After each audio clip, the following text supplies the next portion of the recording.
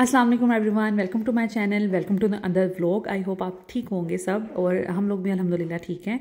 और अभी मॉर्निंग का टाइम है, घर के बस अब काम शाम स्टार्ट करने लगी हूँ। आज मंडे था तो अच्छे से डीप क्लीनिंग करनी थी, डस्टिंग करनी थी। इसके अलावा मुझे बेडिंग वगैरह चेंज करनी थी, तो मैंने सोचा कि आज मैं खुद सुबह मेड के आने से पहले पहले ये सारे काम कर लूँ।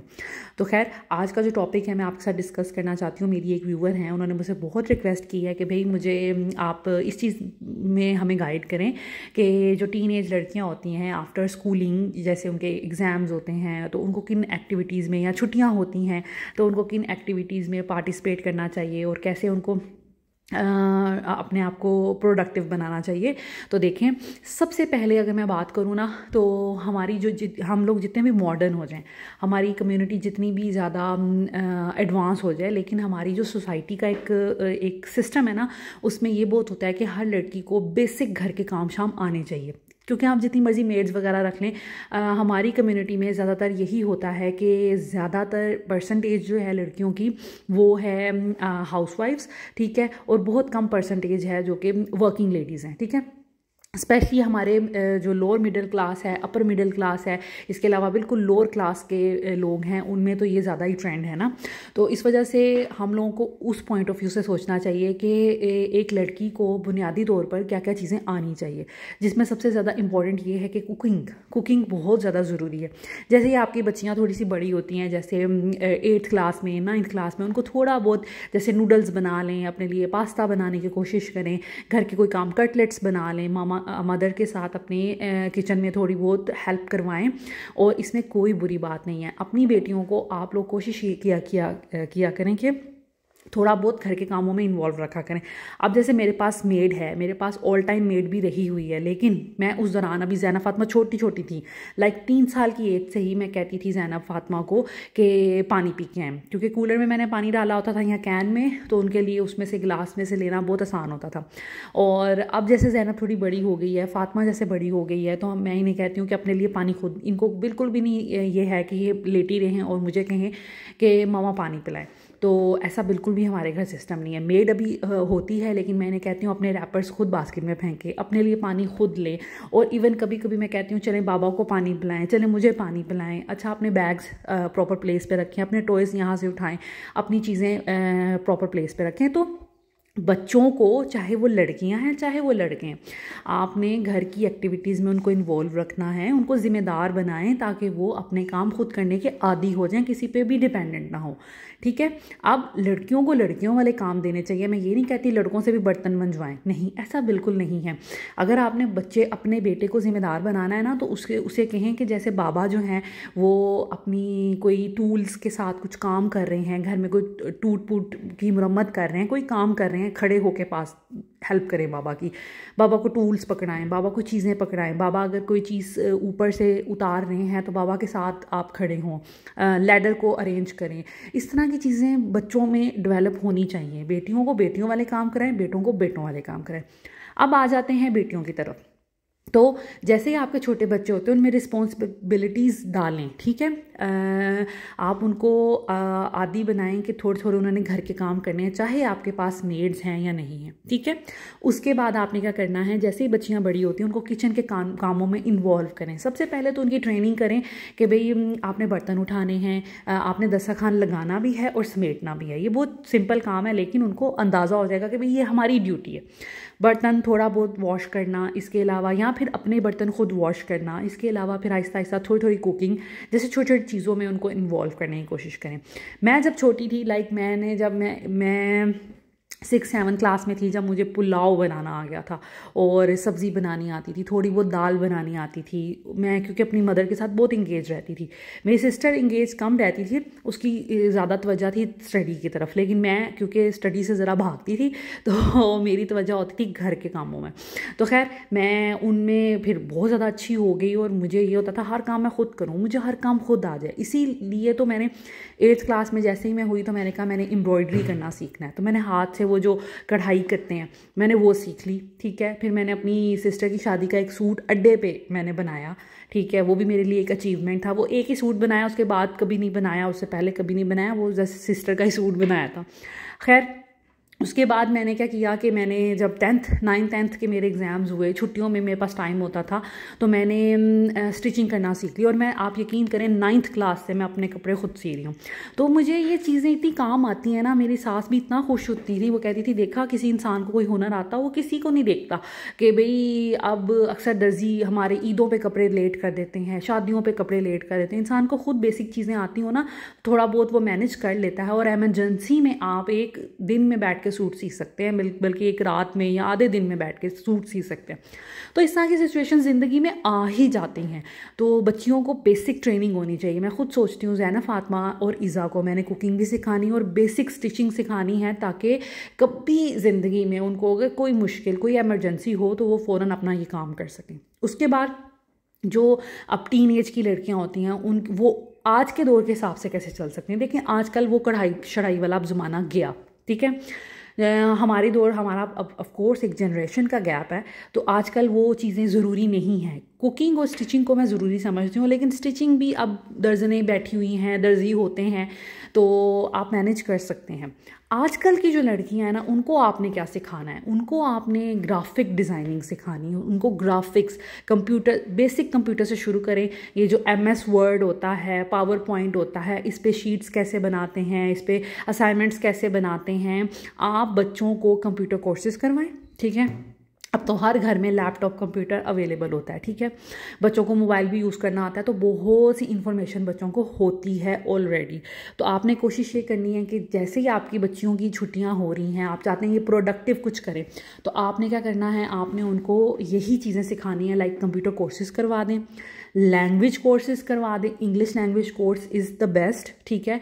तो इंग्लिश लैंग्वेज कोर्स करवाएं, क्योंकि आजकल तो हर चीज़ इंग्लिश में है और इंग्लिश जो बोलता है उसकी बड़ी वैल्यू समझी जाती है। तो इंग्लिश कोर्सेज करवाएं। देखें, दीनी तालीम भी साथ साथ है। अब यहाँ पर कुछ लोग कहेंगे कि भैया आपने दीनी तालीम की बात नहीं की, तो ऑफ कोर्स दीनी तालीम, कुरान का तर्जमा सीखें, कुरान पढ़ें, नमाज़ें पढ़ें, वो भी एक अहम चीज़ है, ठीक है। लेकिन उसके साथ साथ ऑफ कोर्स दुनिया में हमने चलना भी है, दुनिया में हमने सर्वाइव भी करना है।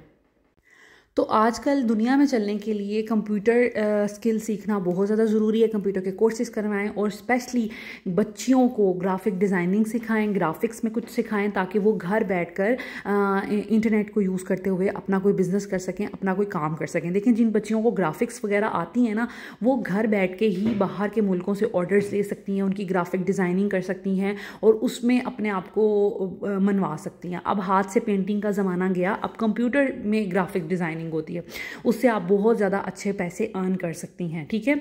इसके अलावा आप जैसे आर्टिकल राइटिंग है, बच्चियों के लिए आर्टिकल राइटिंग, अगर आपकी बच्ची की इंग्लिश अच्छी है, उसकी राइटिंग की स्किल अच्छी है, सेल्फ राइटिंग उसकी अच्छी है, तो उसमें फिर वो वो फिर आर्टिकल राइटिंग कर सकती है और घर बैठ के कंप्यूटर के आगे वो अपना बिजनेस कर सकती है। उसकी मेहनत पे डिपेंड करेगा कि कितनी उसने मेहनत करनी है और उसने कितना काम करना है। तो इस तरह की चीज़ें जो है ना, बच्चियों को सिखाना शुरू करें, ताकि कल को उनको किसी को देखना ना पड़े, वो खुद अपनी स्किल्स को यूज़ करते हुए काम कर लें। अच्छा, अभी ये मैं विटामिन डी का इंजेक्शन लेने लगी थी, तो मेरी एक व्यूवर ही हैं, वो बहुत रिक्वेस्ट करती हैं कि भाई मुझे दिखाएं कैसा है, कैसे यूज़ करना है, तो उसके बारे में थोड़ी इन्फॉर्मेशन बता दें। देखिए, सबसे पहले ये विटामिन डी का इंजेक्शन है, ठीक है। ये ओरल इंजेक्शन है, ये आपने पीना होता है, कुछ लगाने वाले भी होते हैं। पहले मैंने जो दिखाया था वो आई थिंक लगाने वाला भी था और पी भी सकते थे। 250 रुपये का ये आया है, ठीक है। इसको आपने पीना होता है, और अब इसको कैसे पीना होता है वो मैं बताऊंगी, लेकिन सबसे पहले देखें डॉक्टर के मशवरे से दवाई यूज़ किया है। मुझे मेरे डॉक्टर ने मशवरा दिया था, दैट्स वाई मैं इसको रिपीट कर रही हूँ अपनी लाइफ में। 3-4 साल पहले मैं बिल्कुल कोलैप्स कर गई थी, ये विटामिन डी की डेफिशिएंसी की वजह से बिल्कुल बेड पे आ गई थी। तो इस वजह से मैंने फिर अपनी डाइट अच्छी रखी डॉक्टर के कहने पे, और फिर ये इंजेक्शन लेना शुरू किए। उन्होंने मुझे कहा था, क्योंकि मैं बहुत ज़्यादा कोलैप्स कर गई थी, दैट्स वाई उन्होंने कहा था 1 मंथ में आपने 4 इंजेक्शंस पीने, 1-1 हफ्ते के फ़र्क से। उसके बाद आपने 15-15 दिन इंजेक्शन पीना है, फिर महीने में 1 दफ़ा पीना है। लाइक 3 मंथ का मुझे उन्होंने कोर्स बताया था, और उसके बाद फिर उन्होंने कहा था आप छोड़ दें। तो मैं अभी उसी को रिपीट कर रही थी, क्योंकि पिछले दिनों मैं सवेर परेशान हो गई थी अपने इन प्रॉब्लम्स की वजह से।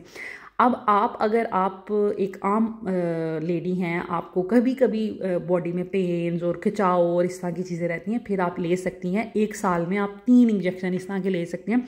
इससे ज़्यादा आप नहीं ले सकते। बाकी ये कि मेडिसिन जब भी मैं आपको बताती हूँ वो यही कहती हूँ कि मेडिसिन हमेशा डॉक्टर के मशवरे से यूज़ करनी चाहिए, किसी के बताने से यूज़ नहीं करनी चाहिए। मैं आपके साथ इसलिए ये चीज़ें शेयर करती हूँ कि जो मेरी लाइफ में एक्टिविटीज़ हो रही होती है मैं एक तो आपके साथ शेयर करती हूँ, दूसरा ये कि चलो किसी को गाइडेंस मिल जाती है।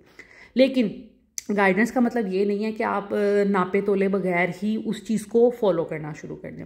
वाइटामिन जो मैंने आपको बताए हुए हैं वो तो आप ले सकते हैं, वो तो मेरे मशवरे से भी ले सकते हैं आप, जिसमें कैल्शियम है, आयरन है, फीफोल के कैप्सूल जो मैंने बताए हैं आपको, कैल्शियम की टैबलेट बताई है, इसके अलावा मैंने आपको बताया है ओसनेट डी, उसमें भी मिनरल्स वगैरह वाइटामिन वगैरह वो आप ले सकते हैं। हफ्ते में 2 दफ़ा ले लें, 3 दफ़ा ले लें, क्योंकि हर लेडी जो बच्चे डिलीवर कर लेती है 2, 3, 4 बच्चे, उसमें कमियाँ होती हैं क्योंकि हम डाइट भी अच्छी नहीं ले रहे होते और हम अपना ख्याल ही नहीं रख रहे होते, तो हमें सप्लीमेंट्स फ्रीक्वेंटली लेना चाहिए। तो आपने ये वाला इंजेक्शन कैसे लेना है, अगर आपने लेना है तो आप किसी भी स्पून में डाल के इसको ऐसे तोड़ना होता है आपने, इसमें निशान लगा होता है, हाथों से ज़रा सा आप उसको टिल्ट करेंगी तो वो टूट जाएगा। ऐसे स्पून में आप डाल के तो उसको डायरेक्टली पी लें, ठीक है। दूध में डाल के भी पी सकते हैं, वैसे भी मुंह में डाल के पी सकते हैं, कोई इशू नहीं है, मैं तो डायरेक्टली पी लेती हूँ। तो ये काफ़ी वैसे अच्छा होता है और इसका टेस्ट जो होता है ना वो कुकिंग ऑयल जैसा होता है, तो इस तरह आप इसको ले सकते हैं। खैर, अब मैं बनाने लगी थी गाजर का हलवा, ये भी एक रिक्वेस्ट थी तो मैंने सोचा कि मैं बना रही हूँ तो इसको पूरा कर दूँ। यहाँ पे मैंने गाजरें ली हैं, मैंने इसको चॉपर में बिल्कुल ग्रेट कर लिया है, मैं अभी आगे चल के दिखाऊंगी कैसे। तो ये तकरीबन 1.5 किलो गाजरें होंगी और उसमें मैं डालूँगी, मैं किस तरह बनाती हूँ गाजर का हलवा, और ये बहुत मज़े का बनता है, ईजी, सिंपल, कम इंग्रेडिएंट्स और बिल्कुल बाजार जैसा बनता है। करना आपने क्या है, 1.5 किलो मैंने गाजरें ली हैं, इसमें 2 किलो ये जो 2 लीटर दूध का एक डिब्बा होता है 1 लीटर का, ये मैंने 2 इस्तेमाल किए हैं, पूरे भर कर मैंने इसमें डाल दिए हैं, ठीक है। यहाँ तक आप जितनी भी गाजरें लें, आपकी गाजरें अच्छे से ना डिप होनी चाहिए दूध में, ठीक है। तो आपने इसको डिप कर देना है, उसके बाद आपने इसको हल्की आंच पे पकने के लिए छोड़ देना, तकरीबन 1 से 1.5 पौने 2 घंटे के लिए। आप 1.5 घंटे में भी इजीली बन जाएगा हल्की आंच पे, या यहाँ तक कि दूध जो है ना अच्छे से इवेपोरेट हो जाए। उसके बाद आपने इसमें, अब मैंने 4 छोटी इलायची भी डाली हैं, ये भी ज़रूर डालनी होती है, ज़रा टेस्ट और अरोमा अच्छा आ जाता है। बस अब इसको पकने के लिए छोड़ दें यहाँ तक कि दूध जो है ना अच्छे से इसमें सोक हो जाए और दूध की क्वांटिटी ऑलमोस्ट आधी से भी थोड़ी कम रह जाए, ठीक है। ये जो चॉपर होता है आपका रूटीन का, जो हर मतलब किसी भी ब्रांड का आप ले लें, ये ऊपर चॉपर लगाना होता है, उसके नीचे जो ये एक्सटेंशन लगती है वो फिक्स करने के लिए, उसके बाद इसके साथ इस तरह की प्लेट्स आती हैं, ठीक है। अगर ऊपर वाली प्लेट, अब ये देखिए इस साइड पर ना ये वाला जो कटर है ना ये उभरा हुआ है, तो दैट मीन्स ये स्लाइसिस करेगा गाजर के, ठीक है। ये वाली साइड पे ये छोटे छोटे कटर्स जो हैं उभरे हुए हैं, दैट मीन्स कि ये ग्रेट करेंगे गाजर को, तो आपने दूसरी साइड को ऊपर रखना है और बस जग के ऊपर आप रख देंगे, ऊपर उसका ढक्कन लगाएंगे और गाजरें इसके अंदर डालते जाएंगे, आपकी ग्रेट हो जाएंगी। जितनी मर्जी गाजरें हो, इतना कम टाइम लगता है, इतनी आसानी हो जाती है। ये कैप आपने ऊपर लगाना है और गाजरों को प्रेस करते जाना है, आपकी गाजरें ग्रेट हो जाएंगी। मुझे ये सारी गाजरें करते हुए तकरीबन 3 मिनट्स हार्डली लगे होंगे। तो अगर आपकी गाजरें ज़्यादा हैं तो आपको 5 मिनट लग जाएंगे, 7 मिनट लग जाएंगे, 10 मिनट लग जाएंगे, लेकिन बहुत इजी है। अब मेरे जग की कैपेसिटी थोड़ी है, इसमें 1-1 किलो गाजर के करीब आ जाएगी, ठीक है। मैंने 2 दफ़ा में किया था क्योंकि काफ़ी फेल हो गया था, तो आप 3-4 राउंड्स लगा लें और उसमें ईजिली आप गाजरों को ग्रेट कर सकते हैं। नहीं है अगर आपके पास तो फिर आपको ऑफ कोर्स वो हाथ वाला ग्रेटर यूज़ करना पड़ेगा, जिसमें टाइम भी बहुत लगता है और हाथ भी बड़े कटते हैं। खैर, अब ये देखें मैंने इसको पकने दिया था, तकरीबन 1.5 घंटा पकता रहा है। दूध जो है इवेपोरेट हो गया अच्छे से और क्वांटिटी भी कम हो गई है, गाजरें भी अच्छे से सॉफ्ट हो गई हैं, ठीक है। इस पॉइंट पे अब हमने इसमें डालनी है चीनी। 1 कप मैं चीनी डालूंगी, बहुत ज़्यादा मैंने मीठा नहीं बनाना क्योंकि इतना शुगर क्या करनी, गाजरों में वैसे भी काफ़ी मीठा होता है, तो मैं 1 कप के करीब ही डालूंगी। आप अगर चाहें तो इससे कम भी कर सकते हैं, कोई ऐसी बात नहीं है, और इससे ज़्यादा भी कर सकते हैं अगर आपको पसंद है। बस अब जब आपने मीठा डाल देना ना किसी भी मीठे में, तो फिर आपने इसके चम्मच को चलाना है, फिर आप इसको बगैर मतलब बेफिक्र होकर छोड़ नहीं सकते क्योंकि फिर ये लगना शुरू हो जाएगा। बस अब आपने इसको बुनाई करते जाना है, हिलाते जाना है और इसको मज़ीद आपने और खुश्क करना है दूध को। बाय द वे, ये रेसिपी मेरी सास की है, मैंने जितने भी मीठे हैं उन्हीं से सीखे हैं। मुझे पहले मीठे नहीं बनाने आते थे, शादी से पहले खाना बहुत अच्छा मैं बना लेती थी लेकिन मीठे नहीं मुझे आते थे, तो थैंक्स टू हर के उन्होंने मुझे इतनी चीज़ें सिखाई। खीर मैंने उनसे सीखी, ये गाजर का हलवा, गजरेला, दाल का हलवा वो भी इंशाल्लाह ताला कुछ दिनों में आपके साथ शेयर करूँगी। इसके अलावा मैंने उनसे लाइक काफ़ी चीज़ें सीखी, सवैयाँ बनाना सीखी, हलवा सूजी का मैंने उन्हीं से सीखा, सब कुछ उन्हीं से सीखा है मैंने मीठा। तो अल्लाह पाक उनको जन्नत नसीब करे और उनकी मग़फ़िरत करे। आप लोग भी प्लीज़ उनके लिए दुआ कीजिएगा। खैर अब इसमें मैंने डाला था देसी घी और 3 से 4 चम्मच भर भर के मैंने देसी घी डाल दिए थे, क्योंकि इसको ज़्यादा हमने हेल्दी करना है। तो देसी घी में हम इसकी भुनाई करेंगे। इतना ज़्यादा नहीं लगा था, थोड़ा सा, ये लाइक 4 चम्मच भर के मैंने डाले हैं, तो आप सोच सकते हैं वो कितना सा होगा। साथ मैंने ऐसे बादाम पील ऑफ कर लिए थे और मैं बादाम डाल दिए हैं। बस आपने अब इसका चम्मच चलाते जाना है, इसको भूनते रहना है जब तक ऑयल थोड़ा ऊपर ऊपर ना आ जाए। ये निशानी होती है भुनाई की कि ऑयल ऊपर आना शुरू हो जाता है। अब आप ये देखें कि ऑयल साइडों से आपको नज़र आएगा कि ऊपर आना शुरू हो गया, दैट मीन्स कि ये भुन गया है अच्छे से। अब हमारा हलवा तैयार है। आप चाहें तो इसको ऐसे भी खा सकते हैं, फ्रिज में रख लें, 3-4 दिन आप इजीली इसको खाते रहें। मैं इसके अंदर डालने लगी हूँ खोया, क्योंकि मैं स्पेशली लेके आई थी। मैं यूजुअली मैं डालती नहीं हूँ, लेकिन मैं सोचा कि इस दफ़ा ज़रा खोया डाला जाए, ज़रा अच्छा बनाया जाए। और वैसे भी मैंने रेसिपी भी रिकॉर्ड करी थी, दैट्स वाई। अदरवाइज़ जितना ये अच्छा बन गया ना, आप इसकी पहले भी शक्ल देख सकते हैं, बिल्कुल बाजार के हलवे जैसी है। तो ये शशका ही है, करना है तो कर लें, नहीं करना तो कोई इसमें टेस्ट में कोई फ़र्क नहीं आने वाला। तो मैंने इसमें 1 पाव मैं लेके आई थी खोया, और जिसमें से मैंने थोड़ा सा रखा है गार्निशिंग के लिए, बाकी मैंने सारा इसमें डाल दिया।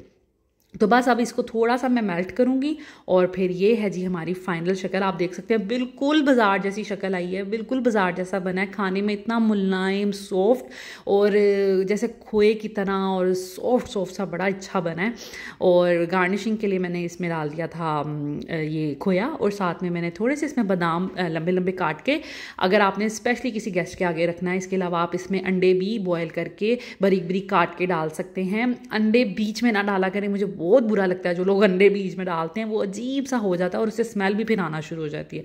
तो मैं अंडे नहीं डालती, मैं ऐसे ही बनाती हूँ। तो ये थी हमारी गाजर के हलवे की रेसिपी। ज़रूर ट्राई कीजिएगा मेरी रेसिपी से, अच्छा लगेगा आपको। उसके बाद रात के खाने का टाइम हो गया था, साग मैंने गरम कर लिया था, उसके ऊपर थोड़ा सा मक्खन शक्खन डाला है, दालीम पड़ा था वो भी मैंने गरम कर लिया था, रोटियां बना ली थी। थोड़ा थोड़ा ये खाएंगे, थोड़ा सा हलवा मैंने सिर्फ 1 चम्मच हलवा खाया था, क्योंकि अब मैं सोच रही हूँ कि बस डाइटिंग स्टार्ट कर दी जाए, मेरा वेट बहुत ज़्यादा हो गया। तो खैर अब खाना खाएंगे, और दालीम की रेसिपी इंशाल्लाह ताला कोशिश करूँगी शाम में अपलोड कर दूँ। थोड़ी सी छोटा सा व्लॉग बनाऊँगी सिर्फ दालीम की रेसिपी का, तो वो आप देख लीजिएगा। इंशाल्लाह ताला मैं कोशिश करूँगी कि शाम को अपलोड कर दूँ। तो this is it. I hope आज का व्लॉग आपको अच्छा लगा होगा। अगर अच्छा लगा और मेरी ये रेसिपी ज़रूर ट्राई कीजिएगा। रेसिपी अगर अच्छी लगी हो तो प्लीज़ मेरे वीडियो को लाइक कीजिएगा, शेयर कीजिएगा, और चैनल को सब्सक्राइब कर दें, और बेल आइकन दबा दिया करें ताकि आपको हर आने वाली वीडियो की नोटिफिकेशन मिल जाए। और ये काम सिर्फ आपने एक दफ़ा ही करना है, सब्सक्राइब सिर्फ एक दफ़ा ही करना है, और बेल आइकन भी सिर्फ एक दफ़ा ही दबाना है, बार बार नहीं दबाना। तो thank you so much, take care, अल्लाह हाफिज़।